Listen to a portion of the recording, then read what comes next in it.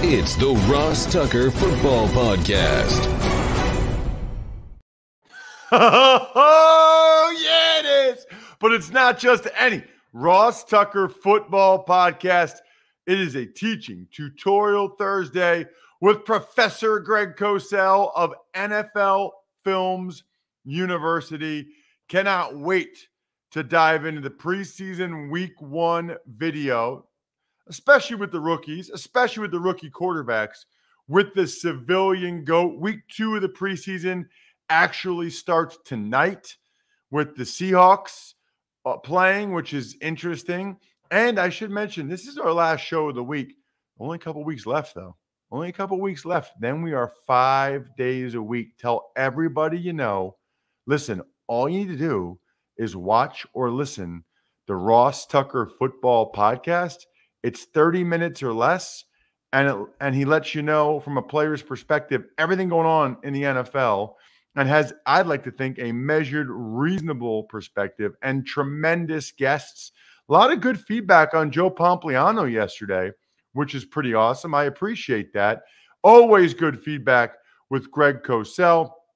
We do have winners, but I don't like to make Greg wait anymore. You know what I mean? Like I'll give you the winners after Greg, because I want to tell you about the Spread the Word winner and the sponsor confirmation email winner and the YouTube shout out winner and a new patron, but I don't want to make Greg wait. It's Big Show time. The Big Show. Did I even say we're presented by DraftKings? If I didn't, that's my bad. We are presented by DraftKings. Greg is presented by NFL Films. He's the man. When's the matchup show start, Greg? Week 1? First weekend of the regular season, yes. So Awesome. I'm kind of been focused on that, getting ready, because it's getting to be that time, Ross. You know that. Time to make the donuts. It's getting to be that time. That's what I always say. Time to make the donuts. I'll be making the donuts on a 5-hour drive to Berea, Ohio tomorrow. All right, let's start with this, Greg. You know how I like to do this. There's a bunch of rookie quarterbacks. Malik Willis, Desmond Ridder, Matt Corral, Sam Howell, Kenny Pickett, etc. Was there one that really impressed you? Or one or two? Did any of them, did you watch the video and think, oh, wow, okay. He looks like he knows where he's going with the ball, getting the ball out in time. I kind of like what I'm seeing from him. Well, I would say 3 guys I thought, and again, it's important to remember that we're not defining a career here. We're talking about what happened in the first preseason game. And obviously there's a history because I watched all these players in their college careers in detail. So I would say that Sam Howell, Kenny Pickett, and Desmond Ridder looked like they belonged playing in the NFL in that first preseason game. They played comfortably. They looked like they did in college. It wasn't too fast for them. And there were some really positive signs in specific plays. Interesting. Let's start with Sam Howell, since that's the first name you mentioned. Yeah, I thought that Howell had some really positive plays, I thought. A couple stood out. You know, basically because guys are not playing that many snaps. I guess Howell played the entire second half maybe, but he ended up, I think, throwing 15 times. He ran as well. So he had meaningful plays to really evaluate. And I thought one in particular did stand out to me. He had a 27-yard completion on 3rd and 9 in the fourth quarter to McGowan. And that was a really good job of pocket quarterback play because the read, it was a 3-by-1 set, Ross. And what that means, since people can't see it, is there were 3 receivers to the field. That's the passing strength, and a single receiver to the boundary. And they had what we call a flood concept to the 3 receiver side, a deep route, an intermediate route, and a short route. And that was the read. The read was to the 3 receiver side, but it was very muddy based on the coverage, which I believe was quarters, cover 4. And what Howell did is he showed great poise and patience in the pocket, and he came back to McGowan, who was the single receiver to the short side of the field running a dig route. Now, this is a very common route concept in the NFL where you have trips to one side and you have a backside dig. But that's higher level quarterbacking for a young quarterback. he did not stay on the trip side too long and wait and wait and wait, which a lot of young quarterbacks do, and then they get stuck. He did that within the timing and structure of the play design and threw a really beautiful ball to McGowan. And that play really stood out to me because that's an NFL play. And and he had a couple of other plays that were really solid too. I thought it was a strong first game, just, based on what I saw. It's really interesting, Greg. He might be the guy I'm most intrigued by in the sense that before his junior year, he was the guy thought of as maybe the top prospect, maybe a first-round pick. I talked to some people that said he was the only guy that they thought was first-round quality going into the year. And obviously he didn't have as good of a year, but then they go to the 5th round. Yeah. When he didn't have the same kind of receivers, he ran the ball more. That to me, Greg. So I like investing. That was going to be my job if I didn't get into the media. He feels like an undervalued asset. If at one point he was thought of as a first-round pick and he doesn't have as good of a year, so you can get him as a 5th-round pick, but the guy that everybody thought might be a first-round pick, like he's still there. Like that's still the same guy. He just didn't play as well. Yeah. I think that's a pretty good value, it seems like, for Washington to get him in the 5th round. Yeah, and I think that the one reason why, and again, no one knows why he lasted until the 5th round, but I think there is a sense, and I've spoken to coaches over the summer about it, that when all's said and done, even though he does have mobility and he did score a touchdown running the ball, and he does have good mobility, there's no question. But for the most part, he would have to make his bones in the NFL as a pocket quarterback, Ross.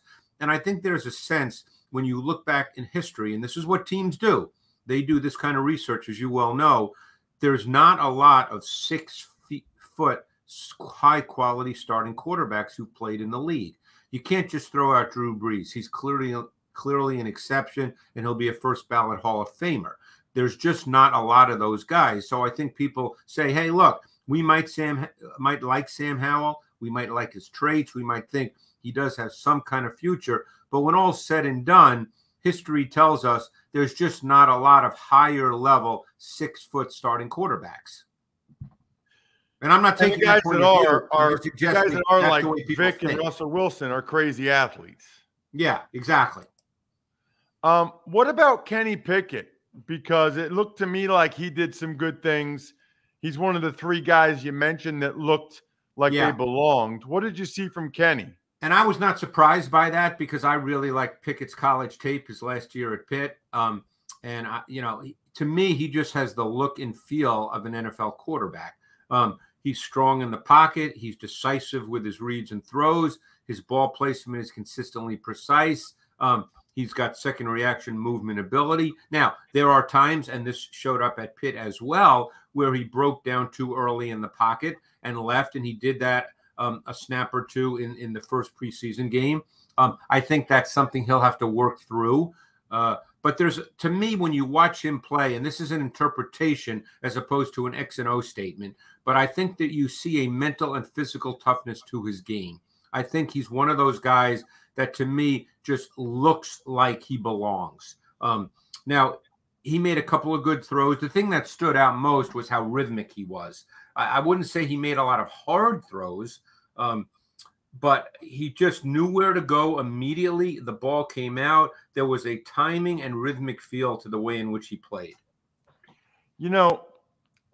I'm sure this is too simplistic, Greg, and this might be the offensive lineman in me, and I realize it's dependent on play call, and some of the play call, it's 3 steps, so they're designed to get the ball out. Yep. But, man, when I watch a quarterback and his back foot hits and he gets the ball out or he's getting the ball out quick, I really feel good about that. When I watch a young quarterback that's kind of looking around and patting the ball and holding it, that's when I get concerned. Well, it's funny you say that. We'll get to Ridder in a moment, but that's a very good segue into Malik Willis. Because let's think of it this way. What do we know Malik Willis can do? What do we not have to see from him because we know he can do it? He can run and throw the ball hard. Yeah, he can run around and make plays, right? Correct. That's what he can do. So if he does that, that to me doesn't mean anything. We know he can do that. And if he gets a chance to play, he will do that. That's what he can do. He's very good at that. So what are you looking for? Well, then the next question becomes, is that enough to be a high-quality NFL quarterback? I think 100% of the people would say no. You have to be able to execute an offense, correct? Yes. So that's what you're looking for. You're looking for all the things that go into executing an offense. Some of the things we don't know about because we're not at camp every day. We're not on the practice field. We're not in the meeting rooms, because part of that involves play calls in the huddle, cadence. Don't forget, in college, a lot of guys don't call plays in the huddle. Willis did not. A lot of guys don't do cadence. They do the hand claps. These are all mechanics that you have to learn. But getting to the actual play on the field, what you want to see with Willis is a sense of drop back, hit his back foot, understand where to go with the ball, turn it loose, understand what he's seeing, everything that falls under the broader banner of decision making. That's sort of the catch-all phrase. And that's where Willis needs a lot of work. And again, this is one game, but this was not unexpected to me. He has too much head movement when he drops back, and he was indecisive. I don't think he saw things clearly. So, he's going to continue to get a lot of snaps in the preseason, because it's my understanding that Mike Vrabel does not really believe in playing his regulars. So I think you're going to see on Saturday night, I think you're going to see Willis play at least the first half. And so he's going to get more meaningful snaps. Well, I hope so. Tell you what, he definitely can run, and he definitely has a strong arm. Without question. That is clear. There must have been, with how well he runs and how strong his arm is, Greg, there must have been real concern if he doesn't go to the third round.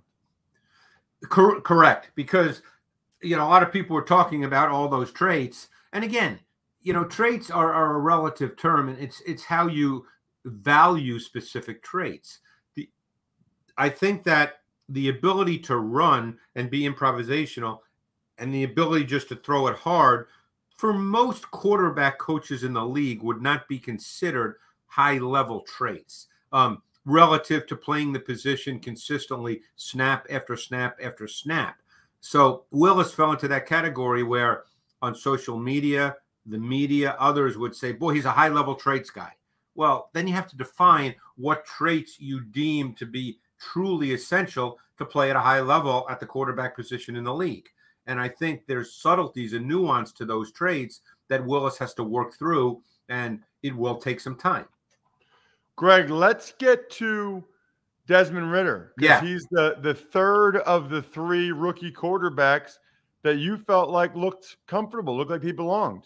Yeah, and I thought, again, I think as a coaching staff, what are you trying to do in the first game that a quarterback plays?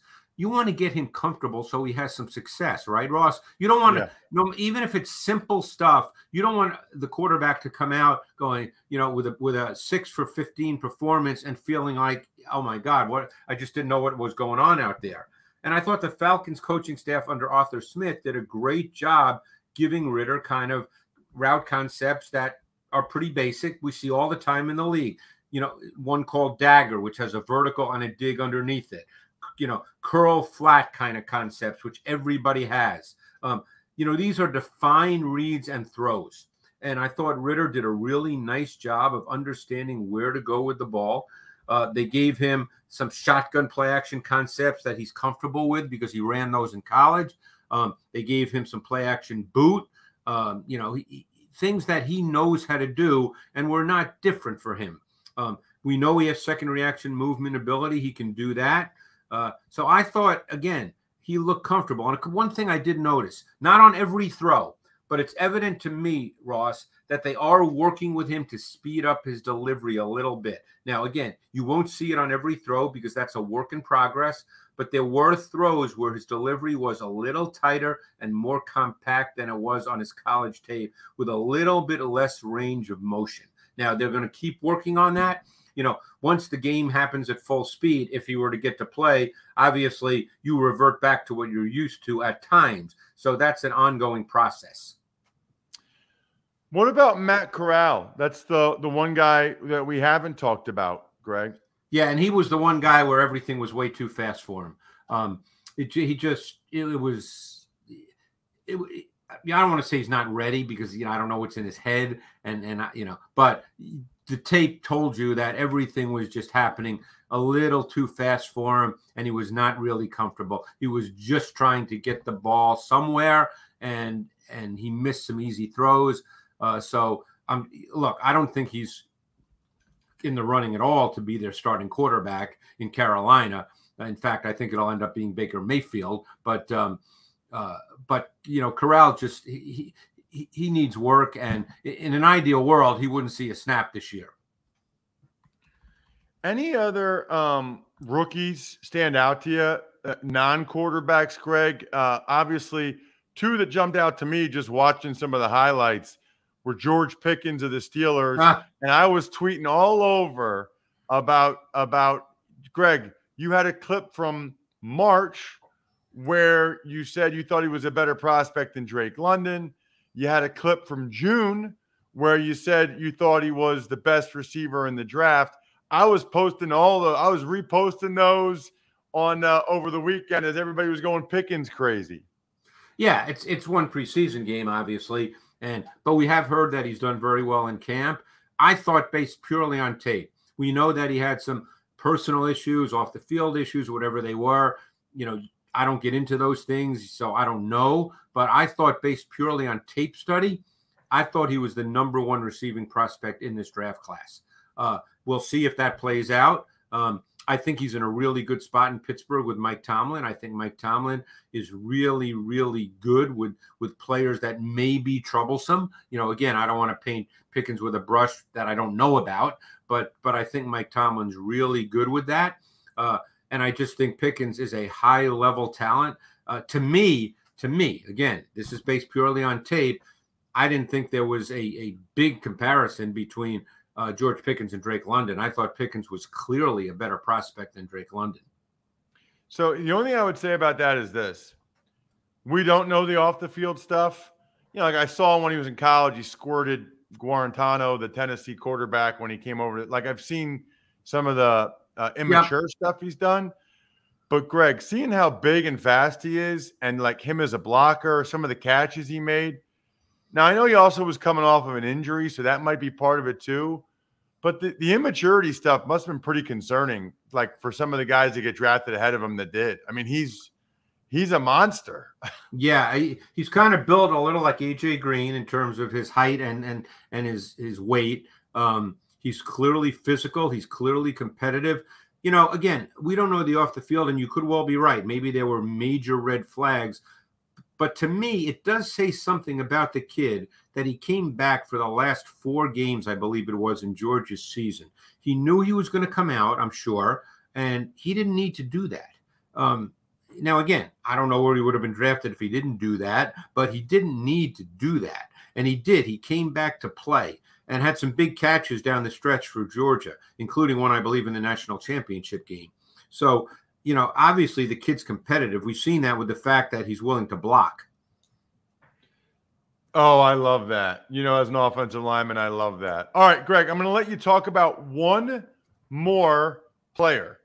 Any player in any preseason game, could be a veteran, could be another rookie, could be Dameon Pierce from the Texans, could be anybody else that maybe caught your eye. One last guy, as you broke down the video, that you think is worth a mention here on the Ross Tucker Football Podcast. All right, I'm going to give you a guy that's going to come out of the blue, Ross. The wide receiver for Buffalo, who I believe might have been a 5th-round pick, Khalil Shakir. Okay. Who I really liked his tape coming out of Boise State an awful lot.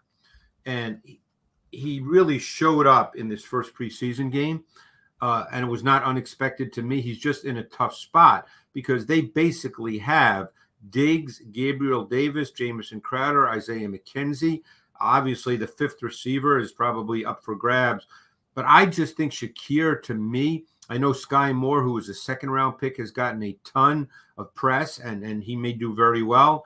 but I really like Shakir's tape coming out of Boise State, and I just think he's one of those guys. Every once in a while, there's just a guy that demands that you got to put him on the field somewhere along the line, Ross. A rookie that's not well known. There's always those guys every year in the league. I'm wondering if Shakir is going to be that guy. And by saying that, I don't mean he's going to get 50 snaps a game, but I just think he's one of those guys that they're going to have to find some snaps for him somewhere along the line. Wow.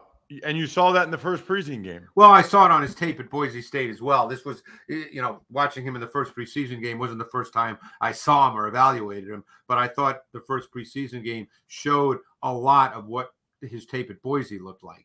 Man, there's teams that really need receivers right now, Greg, that are thinking, are you kidding me? If the Bills have him, they don't even need him, and they have the guy that Greg likes as a rookie. Love it, Greg. You're the man. We'll see how these guys improve next week here on the show. Thank you so much. Thanks, Ross. Appreciate it. So I've been telling you guys about Simply Safe for a long time. Home security is not a game. Here's what I would tell you. If you're listening, and you all are, you fall into two categories. One is you don't have a home security system. And if you don't, you really won't even understand. Like, you don't know what you're missing in terms of A, peace of mind, and B, that means you're fortunate and you've never had any type of intrusion at your house or any type of incident, which is great. But those of us that have would not even think about not having a security system, like not even a concern. Then there's those of you that do have a security system, but you have to understand Simply Safe is better. Their customer first policies make sure you're taken care of with affordable plans starting at less than $1 a day and no long-term contract or hidden fees, because feeling safe at home shouldn't break the bank. Customize the perfect system for your home in just a few minutes at simplysafe.com/Tucker. Go today and claim a free indoor security camera plus 20% off with interactive monitoring. That's simplysafe.com/Tucker. There's no safe like Simply Safe. Tuck's Takes.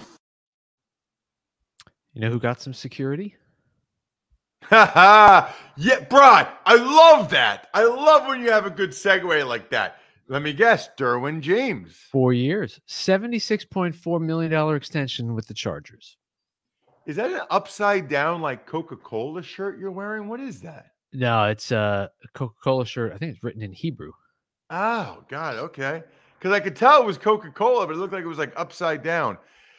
You think about how good Derwin James is with the injuries he's had in his life and already in his career, that the Chargers give him that much money and that good of a contract. $29 million year one. Over $19 million a year, highest paid safety ever. Gosh, I wish I was better, Bri. Why couldn't I have been just a little bit, maybe a lot of bit better at football? That would have really been nice. Really would have been nice. Although, thank goodness I was as good as I was, because then I'm able to do all the things I do. So it's all a matter of perspective. Gratitude. Tuck's Takes. Bengals quarterback Joe Burrow admits that his appendix had ruptured, which obviously led to the surgery a couple weeks ago.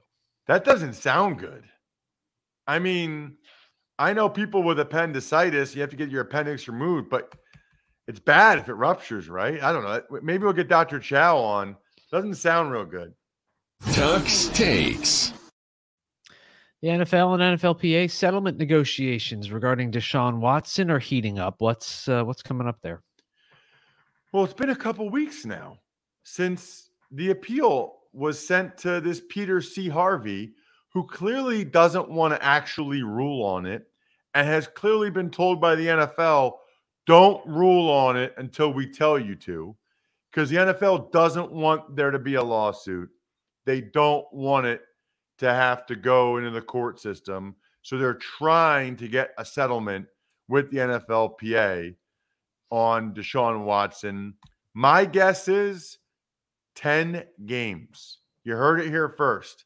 I heard the Watson's camp was pushing for 8 games and NFL was pushing for 12 games. I'm not a genius, Bri. I don't think I took any math courses in college, but I think 10 games might be a compromise if the one side wants 12 and the other side wants 8. Call me crazy. That's very good thinking. Tuck's Takes. All right, and finally, Packers claim Travis Fulgham off waivers from the Broncos. Colts, Drew Ogletree has a torn ACL, and Seahawks running back Ken Walker III officially had hernia surgery. Fulgham's the guy that had the most incredible month ever back in 2020, October. Like, he was like an all-pro receiver for a month. That is a bizarre, bizarre story. Ogletree's a rookie who had done some nice things. Ken Walker, we mentioned that he had an issue, had to have surgery on that hernia, not a core muscle issue, not a surgery as we would look, not a sports hernia surgery, but it's a hernia nonetheless. By the way, it gives me a hernia when people get gifts for people that aren't stories from myfrontpagestory.com. What's going through your skull when you don't realize for a very affordable rate, you can get someone an amazing story from myfrontpagestory.com that they will literally have hanging up in their house forever because it's the gift that keeps on giving. What a great way to be a sponsor confirmation email winner and be able to give somebody a great gift. myfrontpagestory.com. How about a quick email, Bri? Ever wanted to ask an NFL player a question? Well, here's your chance. It's time to Ask Ross. Absolutely love your emails. Ross@rosstucker.com. Need some new ones. Love your great questions. I think it's excellent content, and it usually means that you took advantage of one of our sponsors, which I love. What do you got, Bri? From Eric in Wilmington, North Carolina. Ross, my question, did you ever seek alternative therapies in your playing career, such as chiropractic, laser therapy, active release technique, yoga, etc.? Seems like they are growing in popularity among professional athletes. Eric's originally from York, PA. That's cool. That's not that far from me. And he sent an Athletic Greens sponsor confirmation. Love it, Eric. Thank you very much. So I definitely did chiropractic because I had back issues, spine issues my whole career. So I went to the chiropractor at least once a week. During the season, I would definitely get a massage once a week. And I did not do yoga. I wish I had done yoga as a player. I really do. For core strength and for flexibility and stretching, I wish I had done yoga. I tried active release a couple times. That is painful. I mean, you want to talk about something that hurts. That is painful. We got some winners, by the way, Bri. I want winners. I want people that want to win. So I asked for a 5-star review to be the spread the word winner. That's exactly what John Sisler did. 5-star review. John, I got a million awesome press passes. Can't wait to send you one. If there's something else you want, like a signed picture or signed card, let me know. But maybe I can go over some of my press passes sometime soon. I still have a bunch. I don't know why I still have a bunch, but I've got Hall of Fame. I got 2 from the Hall of Fame, my enshrinement ticket and my press pass. I've got Eagles press pass, some Army ones, some UConn ones. I've got a Raiders, Louisville, Clemson, Ravens, Browns, Army, Navy, some wild card playoff games. Hey, I still have the Bucks one, Bucks and Brady, which was going to be Brady's last game. I've got some awesome Penn State ones. So I got a lot of great stuff for you guys, like John Sisler, if you want them. And actually, I'm going to do it again. I'm going to do it again this week with the 5-star reviews. I want to keep racking up the 5-star reviews. So that's how you spread the word via social media. The sponsor confirmation winner is Kendall Dexter, another Athletic Greens. We must be crushing it for the dudes over at Athletic Greens, which makes sense, right? With the AG1, the product. And then the YouTube shout out, Nezcon Productions. Usually I don't pick an account like that. Usually it's a person. But Nezcon Productions replied to one of the YouTube videos to tell me how awesome of a game analyst I was. And yeah, that's going to get you a YouTube shout out if you want it, NezCon Production. I guess you just kind of got it, by the way. But anyway, yes, NezCon, great job. Thank you for that. Sunday at 1, Browns, Eagles. I think you can only get the home teams on NFL Plus. So unfortunately, only those of you that get the Philly games will be able to hear your boy Sunday at 1. Although Chris Rose and Joe Thomas for Cleveland do a great job as well. Shout outs: Pizza Boy Brewing, Sporticulture, HumanHeadNYC.com, SteakhouseSports.com, Go-Bengals.com, and Evergreen Economics. Check out the other shows. Even Money was phenomenal. Get you ready for preseason week 2. Fantasy Feast with Joe, letting you know what you need to know. College Draft, Dane Brugler. It was the best preview of the college football season and 2023 NFL Draft you're going to get anywhere. Have a great weekend, everybody. Enjoy it. Summer's almost over. I think we're done here. Thanks for listening to the Ross Tucker Football Podcast. Make sure to also subscribe to the Fantasy Feast, Even Money, Business of Sports, and College Draft. All available at Apple Podcasts, rosstucker.com, or wherever podcasts can be found.